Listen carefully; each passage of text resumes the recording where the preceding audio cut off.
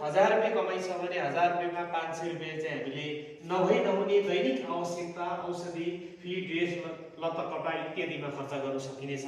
यसै गरी हामीले 30% फोन, नेट, घुम्का, मनोरञ्जन इत्यादि, बाइक लगायत इत्यादि कुराहरूमा हामीले खर्च गरेर कम्तीमा पनि 20% भनेको हामीले 1000 रुपैयाँलाई 100% मानौँ। 1000 रुपैयाँमा 500 रुपैयाँ चाहिँ हामीले नहुने खर्च गऱ्यौँ भने 300 रुपैयाँ हामीले मनोरञ्जन, घुमघाम, नेट, फोन आदि बाइक आदिहरूमा खर्च गरेछ। त्यसैले 200 रुपैयाँ हामीले 1000 रुपैयाँ कमाउँदाखेरि 200 रुपैयाँ हामीले बचत गर्ने हामीले समूह, बैंक, सहकारी, जीवन बिमा, पेसा, व्यवसाय, अन्य आम्दानीमूलक कुराहरूमा चाहिँ हामीले चाहिँ बचत गर्न सकिनेछ।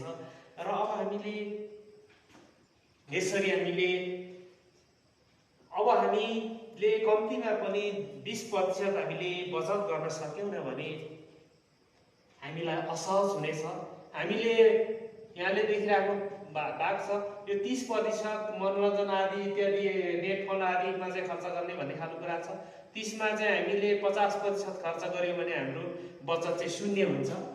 हामीले 30मा 50% हामीले दैनिक उपभोग्य चिजहरूमा, लत्तापडा, फी आदिमा खर्च गर्ने, अनि त्यसपछि 50% चाहिँ हामीले मनोरञ्जनक कुराहरूमा, क्रियाकलापमा खर्च गर्ने, घुमघाम, फोन आदि, पिक्निक सिक्ने आदि चाहिँ गऱ्यौँ भने हाम्रो चाहिँ बचतमा हाम्रो 0 हुन्छ।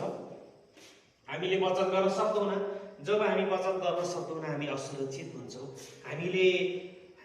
हामीलाई अप्ठ्यारो पर्दा, साह्रो गाह्रो पर्दाखेरि र हाम्रो भविष्यमा समेत हामीलाई अप्ठ्यारो पर्छ र हामीले हाम्रो अति आवश्यक हामी जुनसुकै हामी समस्याहरू हाम्रो जीवनमा विविध समस्याहरू आउन सक्छ। त्यसो भएकोले गर्दाखेरि र हामीले यो 20% यो हामीले कति खर्च गर्यौँ, हामीले म यहाँलाई कुरा राख्दैछु, कति धेरै कमायौँ भन्दा पनि कति बचत गर्यौँ भन्ने खालको कुराले धेरै ठुलो महत्त्व राख्दछ।